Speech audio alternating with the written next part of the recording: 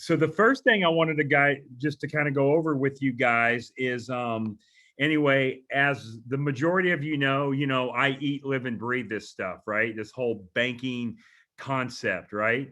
And also, if you want to type in some questions, you can do that as well as we kind of go along on the topics that we're talking about. And, maybe we'll get to those or most of them or some of them. And if not, I don't know, how does that work? Do you answer them at the end after Yep. it's over and you go back and answer them? Is that right? Yeah, no, I just told everyone put it in the Q&A so I don't get it lost within the chat. Okay. And then anyway, you may want to read some of those questions as I go through. Mhm. So anyway, the thing that we're going to do is, of course, as you guys know, I kind of eat, live, and breathe this stuff. Everything I do is revolves around the banking concept and the whole life policy in a mutual company that pays dividends. And anyway, I commonly get a couple questions that kind of come my way as I'm doing what we call the strategy calls. Now, I'm assuming maybe there's people on here that have been doing this concept, or maybe you're brand new to it, or you haven't even seen the information. This is your first time. In order to know and learn about the banking concept, you got to watch the information. You got to watch the presentation. So if you go to our website, www.themoneymultiplier.com, and if you go under the top of the homepage under resources and click on presentation, we have our full presentation there. I have the full hour-and-a-half presentation. It's also broken up into 10 individual sections, and there's also some downloadable attachments as well that go along with it. So if you haven't done that, then a lot of this may not make a lot of sense, right? But so that's how people see it. They either watch it like that on the recorded version, or they may see me speak live, or maybe Chris speak live, or even Hannah speak, or maybe we'll do a Zoom call or virtual deal or something like that, where you've actually seen the information in the presentation. And then once you see it, and then normally the thing you have is questions. You're like, okay, well, how is this going to work for me? How's it going to work in my life, and how can I apply it? So then what you do is you just go and you schedule on either my calendar, Hannah's calendar, Chris's calendar, Gabby, Steven, right? There's just a bunch of people you can talk to on our team with this.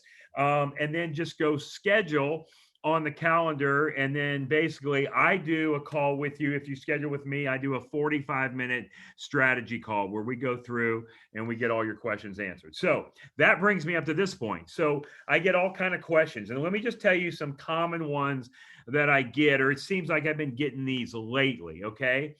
The one question is okay, so tell me what type of policy this is, So they're saying this is a life policy, right? And they say, well, there's a lot of life policies. Can this be used with any life insurance policy? Well, the answer is the only policy that we use to practice this infinite banking concept is it's a whole life policy in a mutual company that pays dividends. It's permanent insurance, a whole life, not a term, not an index universal, not a variable, a whole life policy. If you read the book, Becoming Your Own Banker, right here, right? I talk about this book all the time, Becoming Your Own Banker by R. Nelson Nash. We lost R. Nelson Nash a couple of years ago. Actually, this March, it'll be 2 years at age 87. Definitely a book you got to have. You have to add that book into your financial library for sure. Becoming Your Own Banker by R. Nelson Nash. It also, the thing you can do is get 2 audios, okay, just with the book, about 2 hours worth of audio. So if you're like me and have some ADD and don't like reading, the audio might be good for you. All right. So anyway, that's the policy we want to use. Now, why do we not want to use one of those other policies? Well, because they don't have the guaranteed values. They don't have that guaranteed growth. Even in Nelson's book, he talks about, he says, it's on page 39. It's on page 39. Hannah knows the page number. Page 39, he talks about why you don't want to use those other policies. And by doing this all the time, I see these other policies. The common one is an indexed universal life policy. Now, also known as IUL. IUL. If anybody shows you an IUL policy and they say, hey, we can do this for banking, you better make sure they show you every single page of that illustration. Normally, the agent won't do that. They only want to show you the part they want you to see. All right. You got to look at every page, because Which is if the you, beginning years. yes, because if you look at that policy, the majority of the time when that person gets to like age 65 or 70, you noticed on the guaranteed side of the column, the cash value decreases and the death benefit decreases. And it can go all the way down to zero. And if it goes down to zero, that means there's no money in the policy. There's no death benefit in the policy, right? So you got to be careful about that, because the cost of insurance cannot keep up with the policy. And the other thing that I'll tell you is this: if it's such a good idea to buy an index, a variable, a universal, then why aren't conventional banks doing that? Mm-hmm. Conventional banks are the #1 purchasers of whole life insurance in the world. They own more in whole life policies than all of their land and their buildings combined. They've actually quadrupled the amount of whole life policies they purchased since 2013. Quadrupled. That's 400% increase since 2013. Well, why are banks only buying whole life policies and not those other types? Is it because they're stupid, or they know something the rest of us don't know? That's right. They know something we don't know. So all we're going to do is we're going to mimic and imitate exactly what the wealthy are doing. And we're building our wealth exactly the way Nelson describes it in that book, Becoming Your Own Banker. We're keeping control of the money. There's no money being leaked out to other people. So You have death benefit growth, cash growth guaranteed, loan available growth guaranteed. So I guess to go a little bit deeper on these IUL policies, how Nelson explains them is that it's basically a term policy with a cash account on the side, and that cash account gets invested into the markets and what the markets are doing and what it's trending. So that's why we like the whole life policy, because it doesn't matter what's going on in the economy and the world, that there's guaranteed values inside of that policy. So that's why we like it. Yeah, no, actually, that's a great point. So the whole life is for your whole life. It only gets better with time. Today's better than yesterday. Tomorrow's going to be better than today. It's not me telling you that.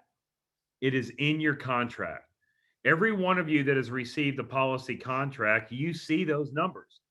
And then the thing I also suggest is every year annually, you actually get an in-force illustration on your policy. So at your year anniversary date, now what you can do is you can look and see exactly what the growth is. You can compare it to the original illustration that you got when you put it in force, and you can see, is it performing as expected, better than expected, or a little worse than expected? And maybe we'll get into that today, because we have an in-force illustration. Okay, well, that we want to show. All right. But let's continue. So yeah, so anyway, that's the policy. So yeah, guys, it's a whole life policy. As a matter of fact, the only way that I'll even talk to you guys about a term policy is if we set it up as a convertible term. And that means what? That means maybe you want to lock in your insurability today, but you really don't want to spend capital or the cash. Yeah, so the capital, maybe you don't have the capital to get the death benefit that you want. Well, the thing we can do is we can lock you in on a term policy, which is a convertible term, which for the time being, you're paying term insurance. But okay, the thing is that you have the intention or to convert that later to whole life.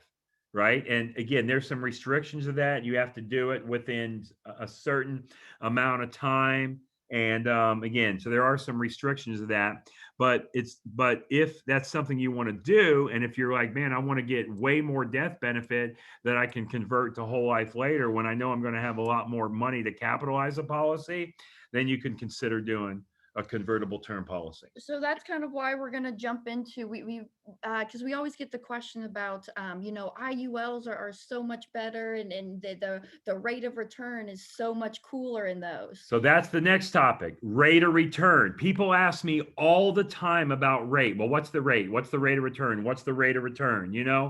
Remember in my presentation, I tell you, okay, if you're watching the section where it says annual pattern of spending, and I talk about how people spend their money. And the one example I go over with you guys, I say the house, okay? So the average person pays I forget Is what it numbers. 20 cents. Okay, 30? 20 cents of every dollar goes to housing in interest.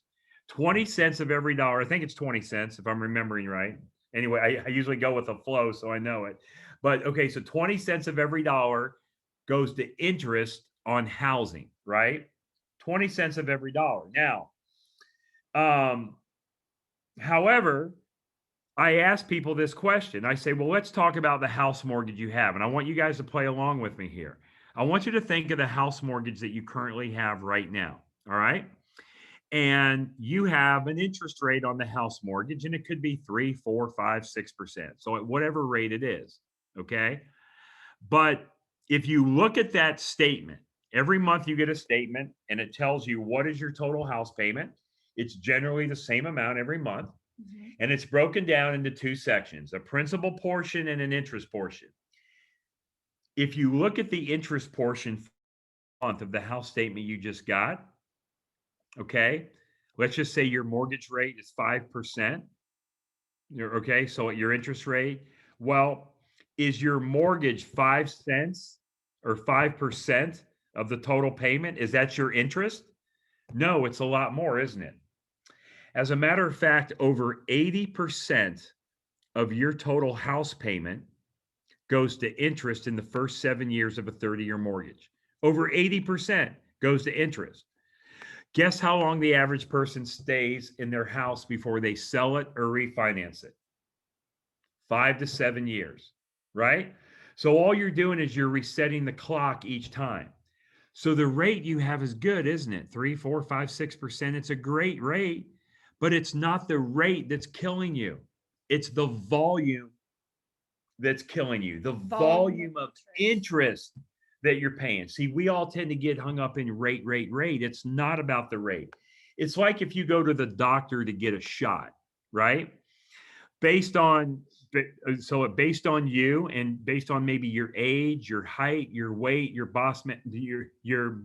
mass index, your body mass index, which is your BMI, they're going to inject a certain amount of medication into your body, right?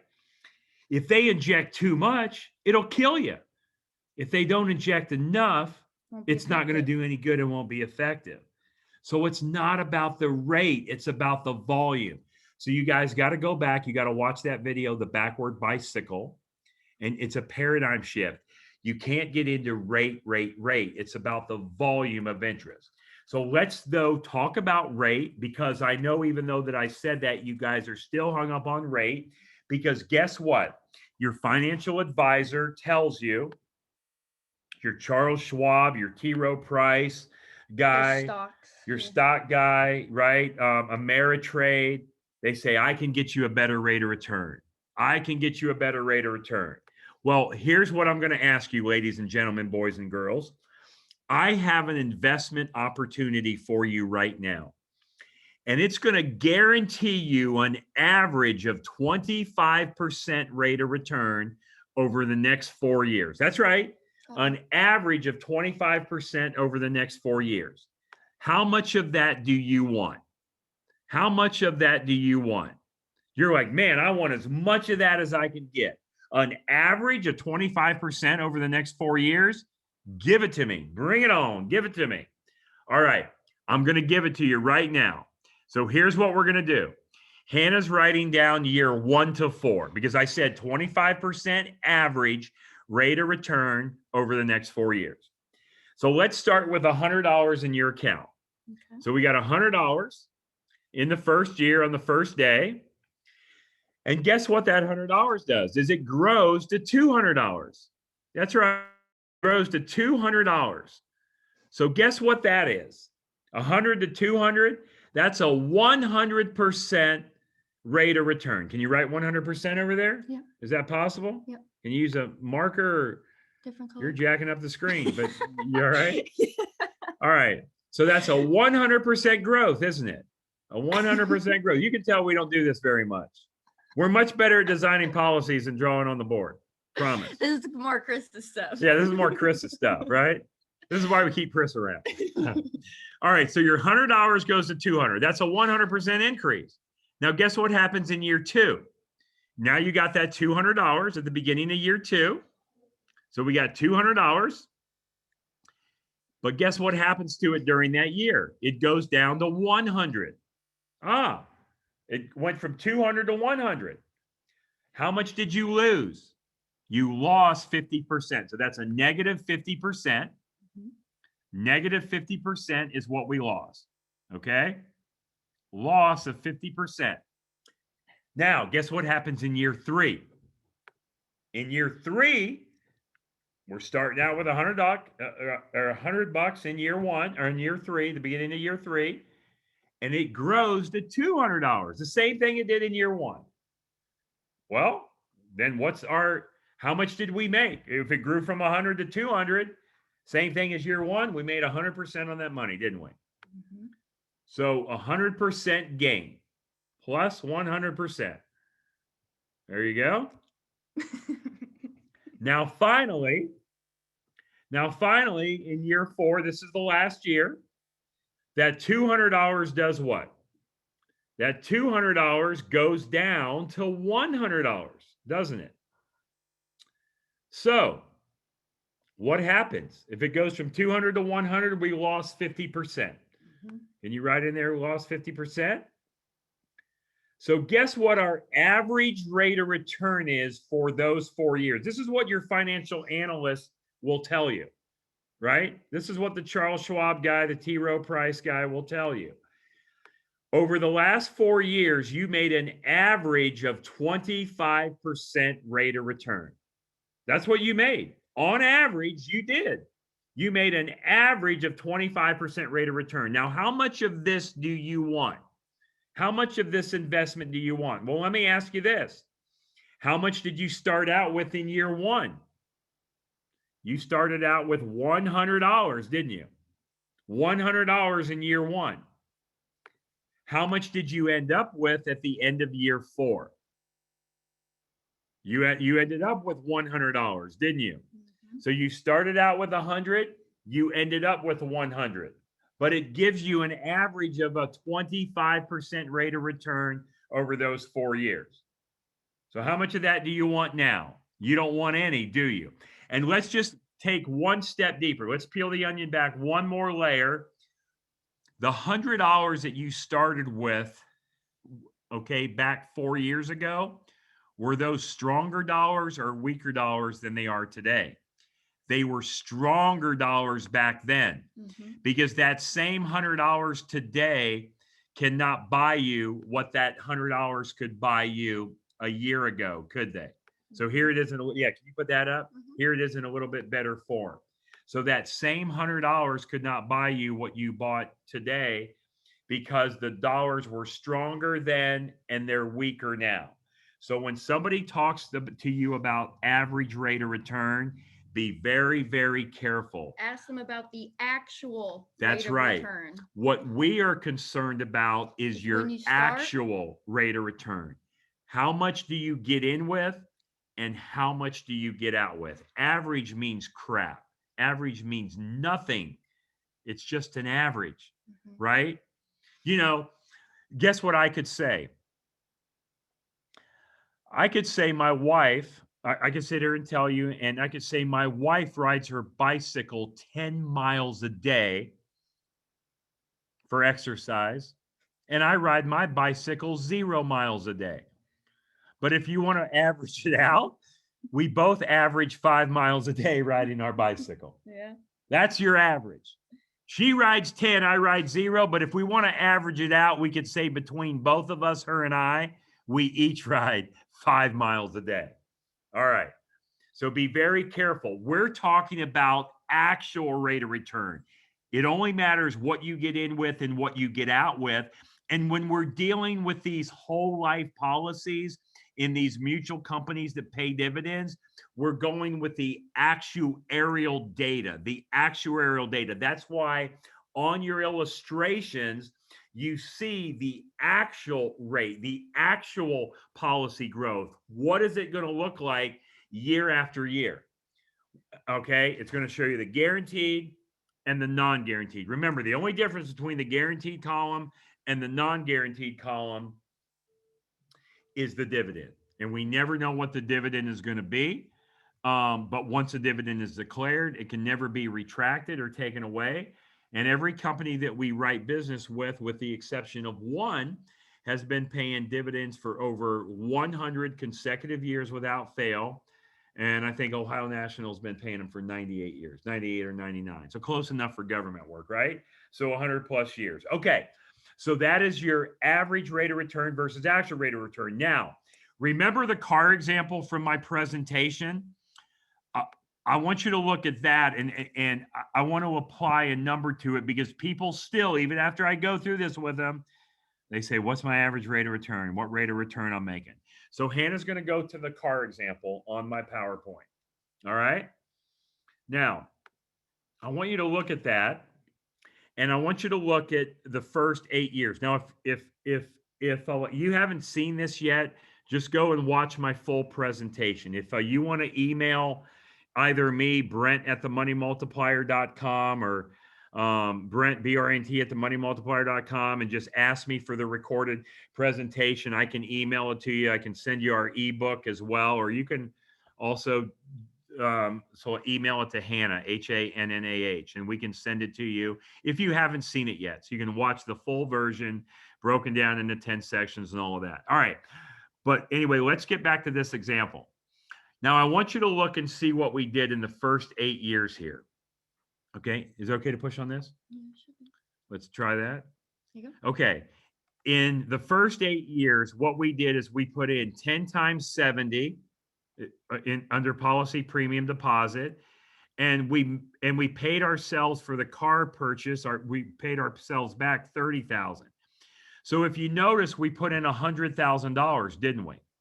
We put in $100,000, but we took out 25,000. So our true net injection is 75,000, right? We took out 25 to buy the car. So how much cash do we have? Well, we have $73,000 in our account, do we not? 73 in our account, and our net injection was 75. So not only did we buy the car, but we got back the money, almost all the money for that car. Because if you take 73,226 divided into 75,000, that means that you just got back over 96 cents, or 96% of every dollar for that very first car. So tell me, what is your rate of return when you go buy a car? You give them the money for the car, they give you the car, and then you get 96 cents of the dollar back, plus the use of the car. And at the end of the day, you still have the car. What kind of rate of return is that? How would you like to have that rate of return? Right? So let's go buy the other car, because you're going to go buy another one. So now you're going to go buy another $25,000 car in year 9. You're not going to put premium in your policy anymore. You're just going to pay yourself back like you were. So now what did we do? Well, we put in 6 times 5 is 30. If you're looking at year 9 to 13, we took out 25. We put in 30. We took out 25 for the car. Well, how much cash do we have? Our cash now is 95,000. So it grew from 73 to 95. That's a $22,000 growth with a $5,000 net injection. Well, what's your average or actual, whatever word you want to use, what's your rate of return there? How many of you are buying a car for 25, paying back to yourself over the next 5 years, 500 a month, 6,000 a year for 30? So you take out 25, put back 30, take out 25, put back 30. So your net injection is 5, but your 5,000 grows from 73 to 95. It gives you a $22,000 growth. All right. Are you seeing how this is working? So does average rate of return really even mean anything? I mean, I'm just going to be honest with you. Sometimes people get on the phone with me and they just go on and on about what is my rate of return. And I'm just like, I want to shake them upside the head. I'm like, it doesn't matter.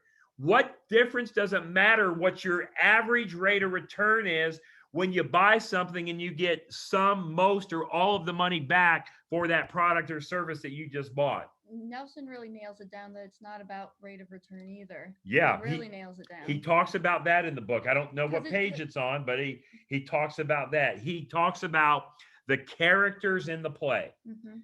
The characters in the play. You got to see where the money is, what's happening with the money. In the policy, the money is staying within your control. Yep. It's all staying in your control in the policy. That's Okay. No, that's the thing. It's the control aspect of it.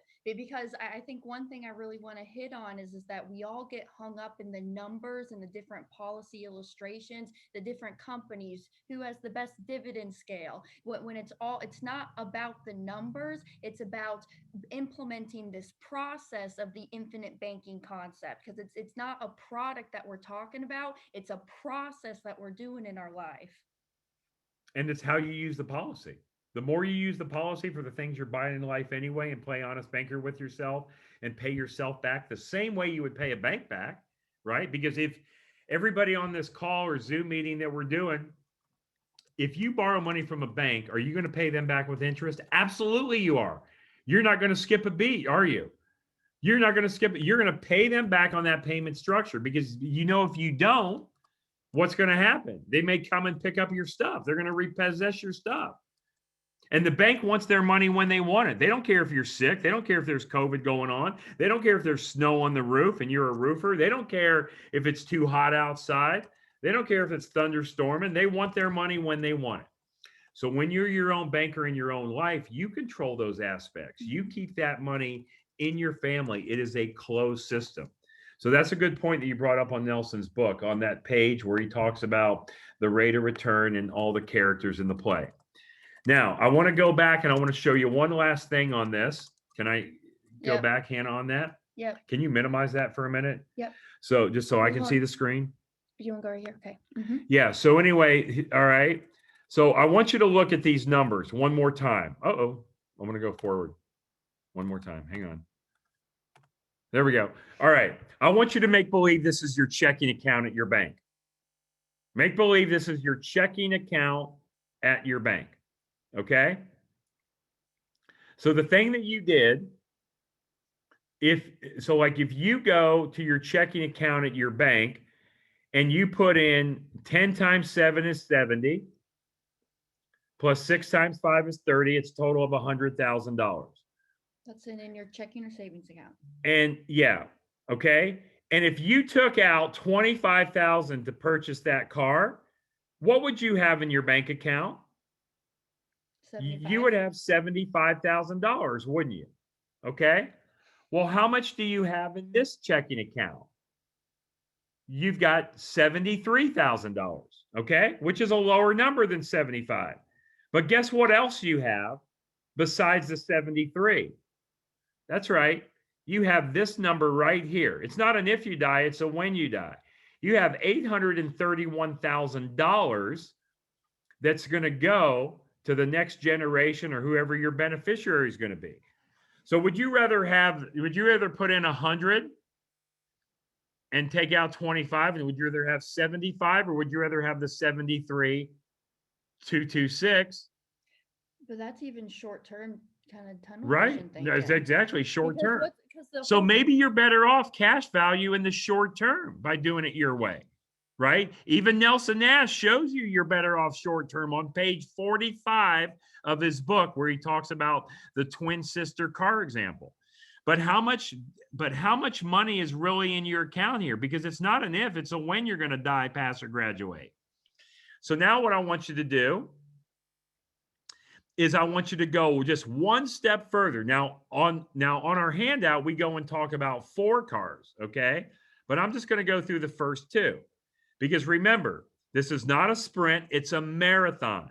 If you're in this for the short term, you should not do this. You should turn this off and go watch go watch The View or whatever's on afternoon TV, your favorite afternoon TV show, if you have short-term thinking. Have you ever read the book A Purpose-Driven Life by Rick Warren? Rick Warren says life is like a marathon. Doesn't matter where you start. It only matters how you finish. This is the game of life.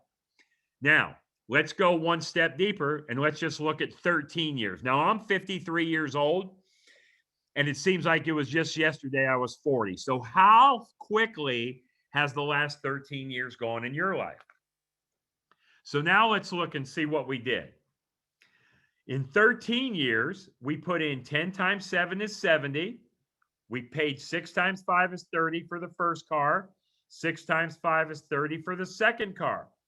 So we put in 130. We put in 130. Okay, now I'm going to make believe this is your checking account at your bank. You put in $130,000 in your bank account, but out of your bank account, what did you take? You took 25 plus 25 for a total of 50 on those two cars. So 130 minus 50 is what? $80,000. So if you went to your conventional bank and you did exactly what I'm showing you here, your number would be $80,000 through 13 years. That's sitting in your checking account. That's sitting in your checking account at somebody else's bank. Well, what if you do it my way? What did we do? We put in 130. We took out 50. We put in 130. We took out 50. So our net injection is 80. And how much do we have? How much do we have? We have 95,000 and some change. So 15,000 more than if you would have just did it through your checking account. But not only do we have 95,000 instead of 80,000, what is the true value of the policy? That's right. Go one step column over and look at the death benefit of 841,000. Now, that may not mean anything to you, but I'm going to just bet that most everybody on this call has at least somebody in their life that they care about, even one person. Maybe if you don't even care about one person, you might care about a group or an organization or a charity or something like that.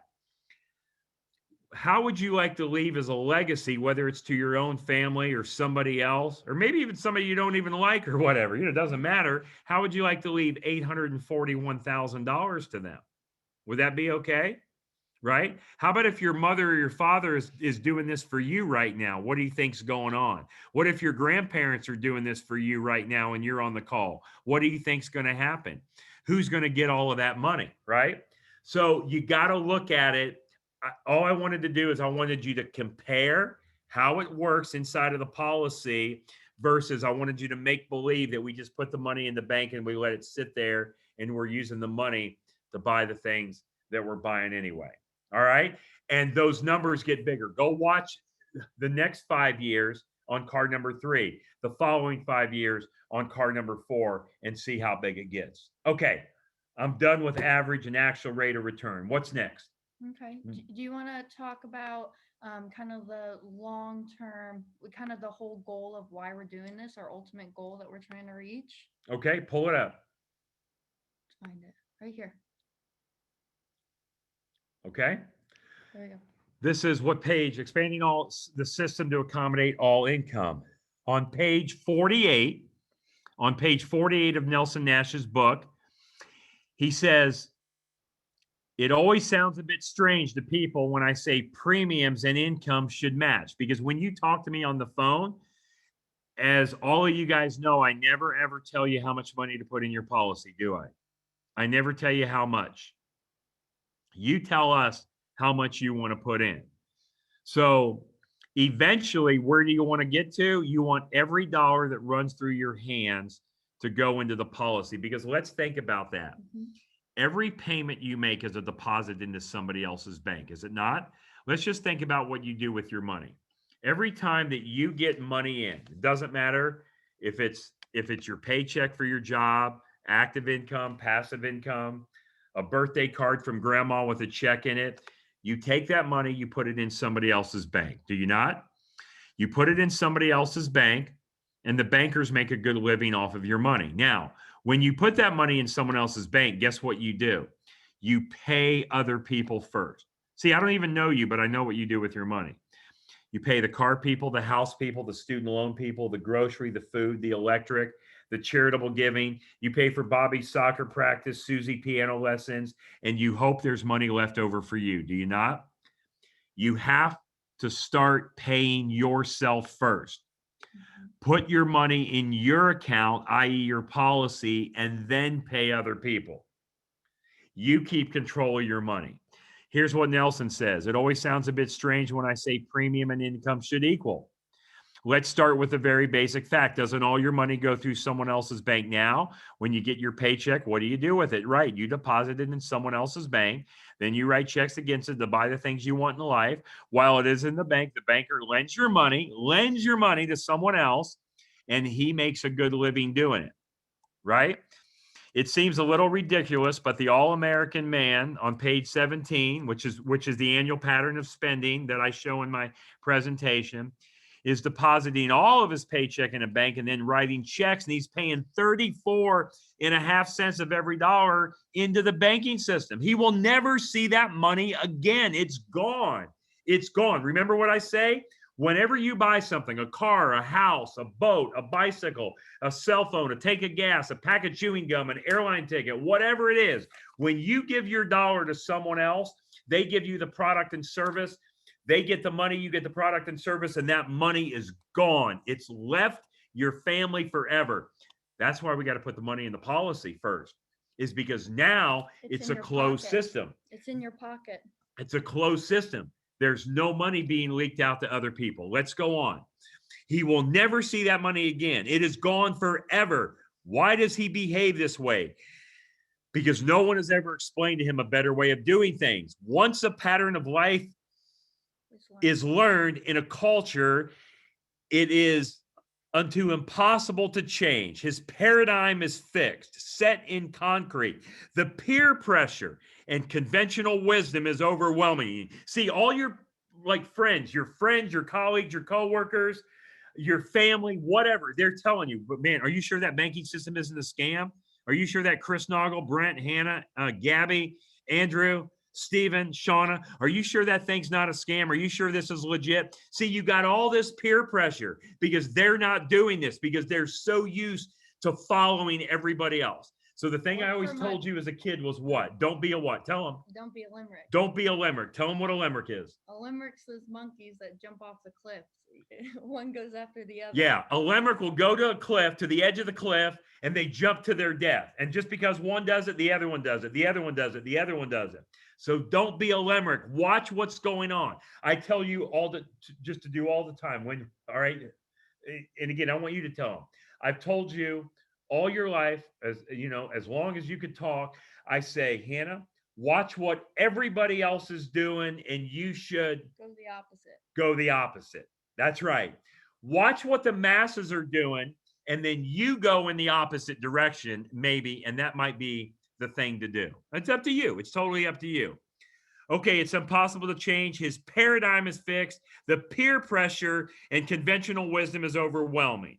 But that doesn't mean that it can't be done. When he builds a banking system through life insurance, makes loans to himself to buy automobiles or whatever product or service, pays back to the policy or policies the same payment he would have paid to the banking institution, then he makes what the banking institution would have made off of him. And it is all done on a tax-deferred basis. The interest he pays never, ever leaves his account and his control. If this can be done consistently throughout his life, it will make a tremendous difference in your financial picture. If you haven't read this book, ladies and gentlemen, boys and girls, for a while, you need to go back and read it. You can call Hannah or email her, and she can send you the book. I don't know. How much is the book? $45 or something like that, book and CD. Look, I'm not here to sell you the banking book. We don't want you, as a matter of fact, it's easier for you just to go on Amazon and get it, or go to our website, click on Amazon or whatnot. I just want you to have the information. I've read this book, I would say 50 or 60 times.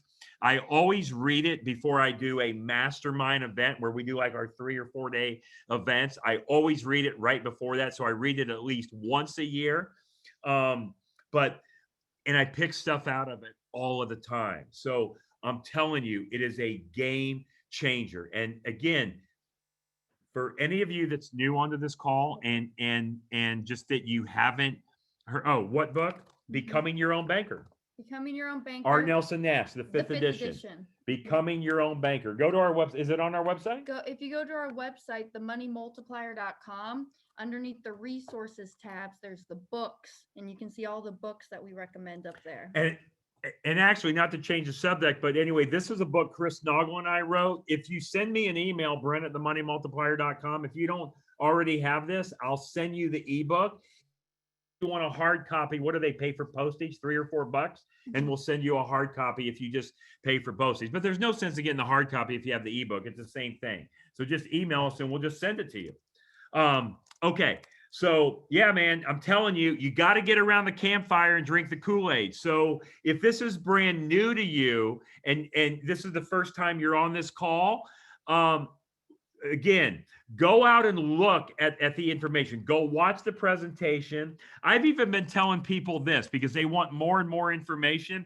And Chris Naugle does an awesome job of this. He puts so much information out there. I mean, again, that's why he's not on the call today, because he spent the first half of the week in Florida, and now he's out in Utah speaking live at live events. So that's why Hannah and I are doing the call today. But even if you go Google my name, Brent Kessler with one S, or Google Chris Naugle, Naugle, or go to YouTube and click in if you want to watch videos.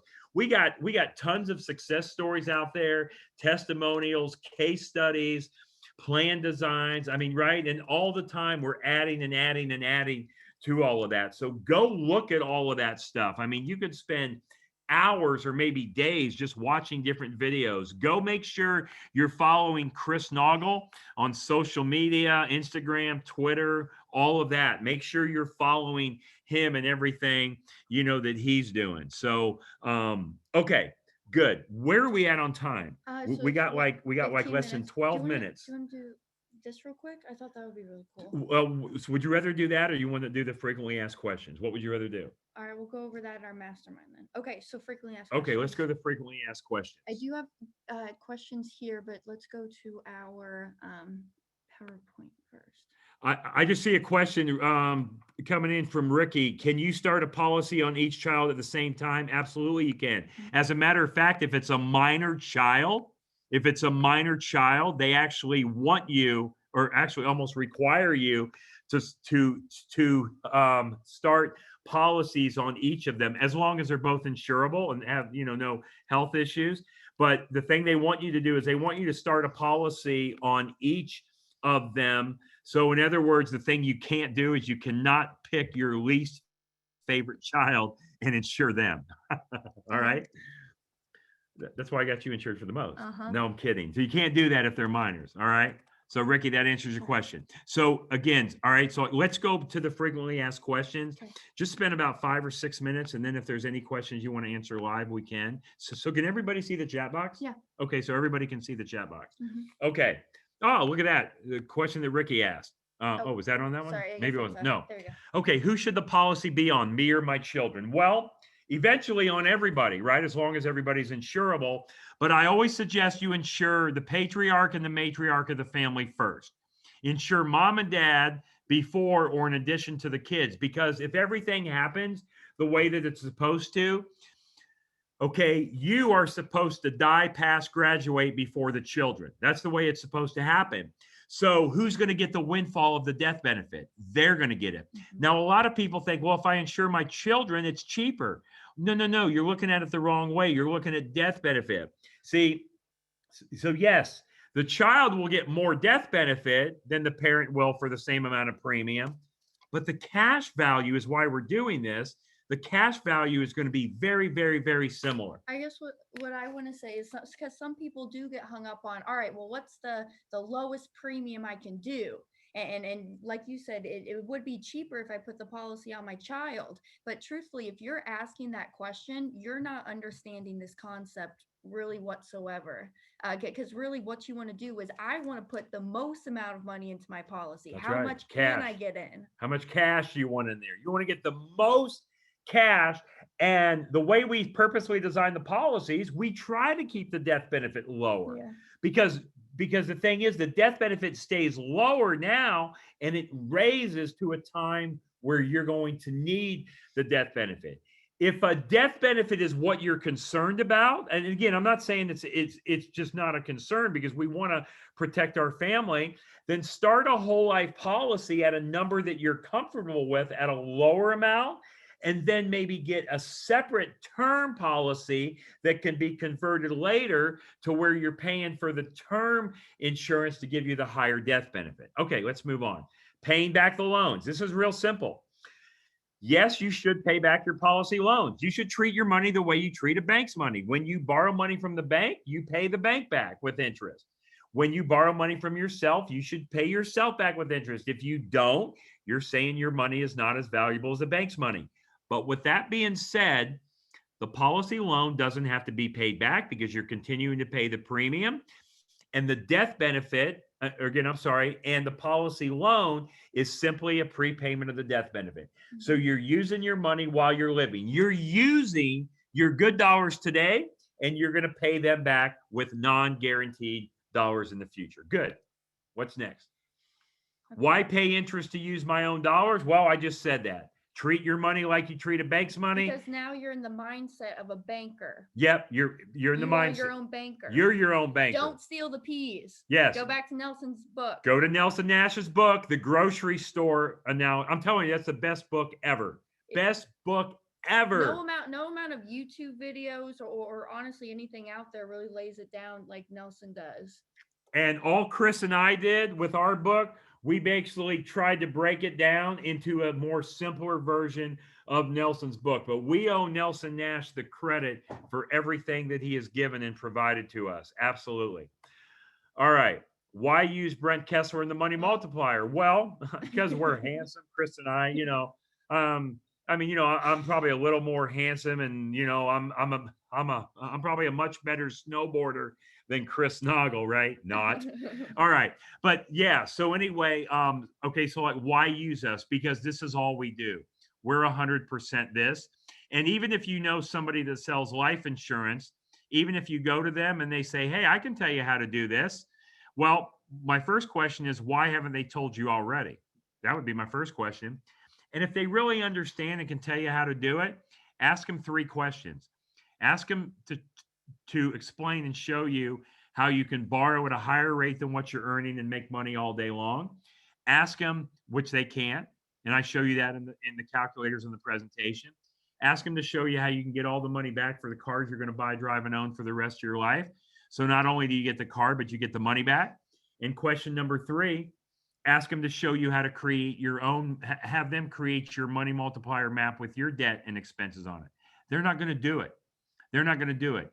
And even if they could, they're not going to design your policy this way, because we as the agent, we have to take up to at least a 60% cut in our commission, and they're not willing to do it. So our fees, you're never going to write me a check, Hannah, the Money Multiplier, Chris Naugle. You're never going to write us a check for a dime. We get paid the same way your car insurance guy gets paid, or your homeowner's insurance guy. When you go to John Smith, the Allstate man, to buy car insurance, who do you write the check to? Not to John Smith. You write it to Allstate, and Allstate pays John Smith a commission. We talked about that one already. I won't even get into Susie Orman and Dave Ramsey. We'll do that at another time. 3 rules. 3 rules. Pay yourself first. Premium deposits. Premium deposits. Rule number 2, pay yourself with interest. Treat your money like you would treat a bank's money. Rule 3, recycle and recapture your money. It doesn't matter what it is, ladies and gentlemen. We're turning every liability into an asset, every depreciating asset into an appreciating asset. We're recycling and getting all of the money back.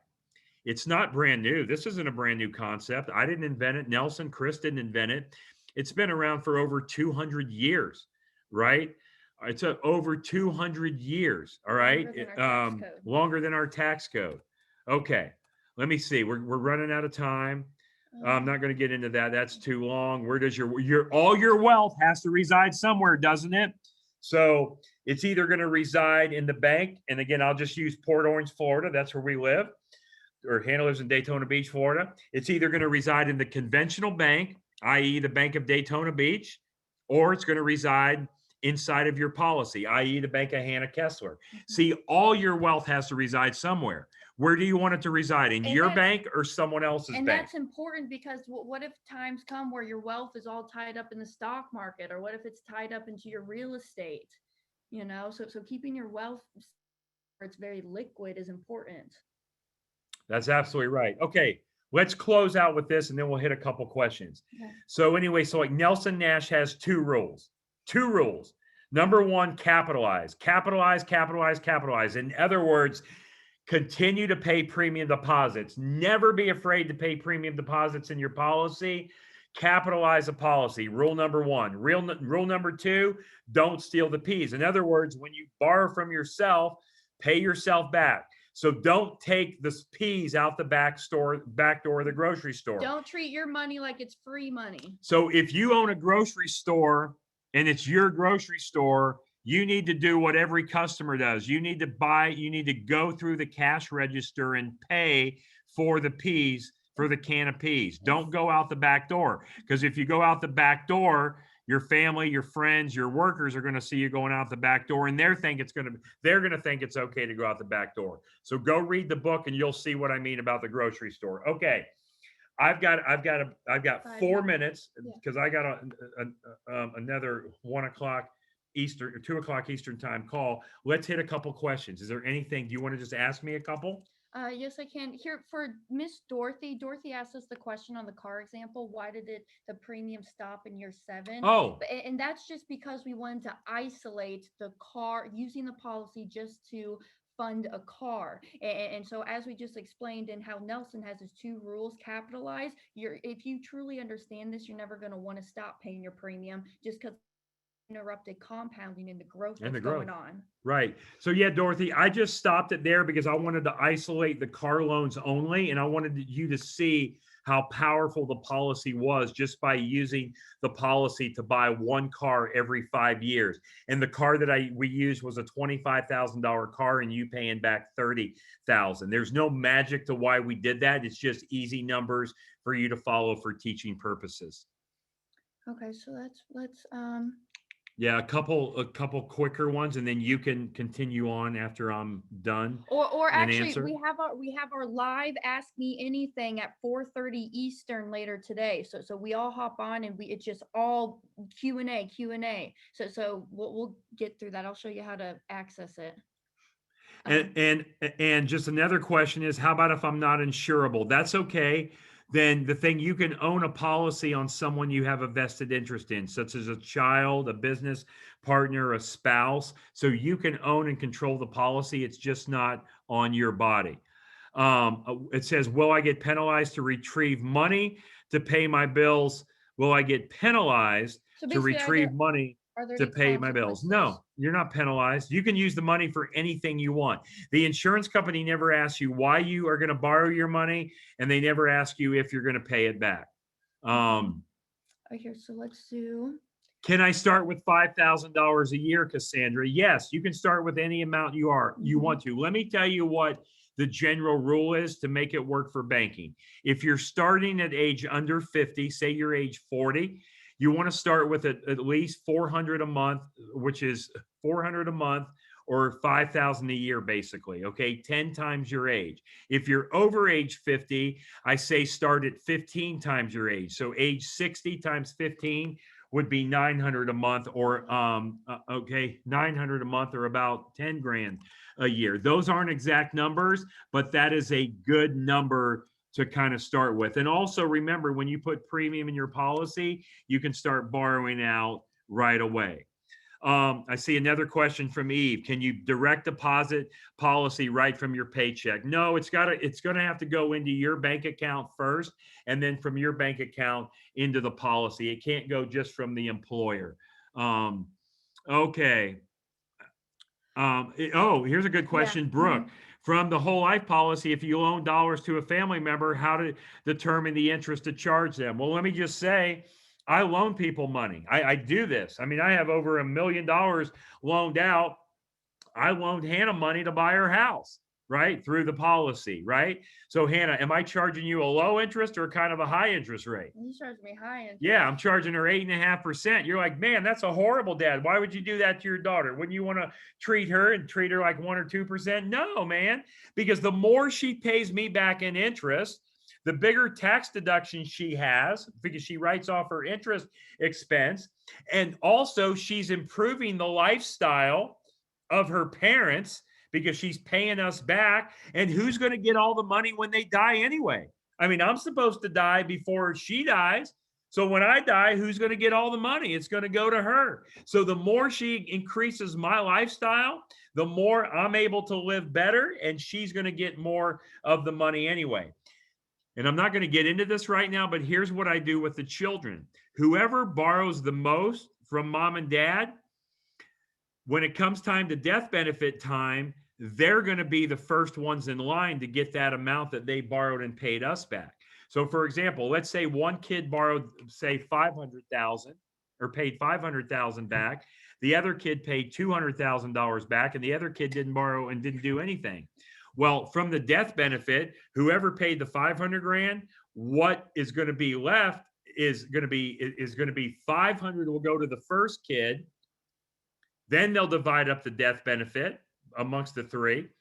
And then the second kid that paid 200, they'll get the 200. Then the death benefit will be divided up. And the third kid will just get just the division. So the more you borrow from the parents, the bigger it is, the bigger the numbers are. Okay. Let's talk about just real quick, because we get a lot about the IRAs, 401ks. Can I roll that over? And so honestly, no, because the thing is that what's going into the policy is after tax dollars. And that's a good thing, because we want to pay tax on our money one time only, at the lowest amount possible, and then get it into a tax-free environment where it grows tax-free. And get the government out of your hair. Absolutely right. So the thing you may be able to do is borrow from a 401k.